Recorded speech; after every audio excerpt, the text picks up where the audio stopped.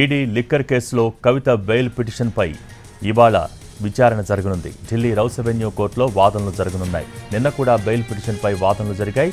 కవితకు bail ఇవ్వొద్దని liquor స్కామ్లో కవిత పాత్రపై తమ దగ్గర స్పష్టమైన ఆధారాలు ఉన్నాయని కోర్టు దృష్టికి తెచ్చింది ఈడీ. కవితను చట్టానికి లోబడే అరెస్ట్ చేశామని, రూల్స్ ఫాలో అయ్యామని తెలిపారు ఈడీ అధికారులు. బుచ్చిబాబు, మాగుంట రాఘవ, శరత్చంద్రారెడ్డి ఇచ్చిన స్టేట్మెంట్ తర్వాతే కవితను అదుపులోకి తీసుకున్నామని కోర్టుకు చెప్పారు.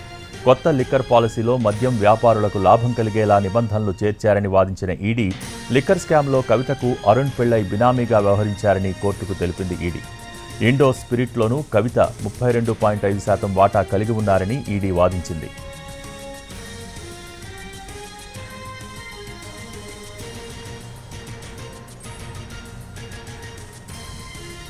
మరోవైపు కవిత జ్యుడిషియల్ కస్టడీ మరో 14 రోజుల పాటు పొడిగించింది రౌస్ అవెన్యూ కోర్టు. మే 7 వరకు కవిత జ్యుడిషియల్ కస్టడీలో భాగంగా తీహార్ జైల్లో ఉండనున్నారు.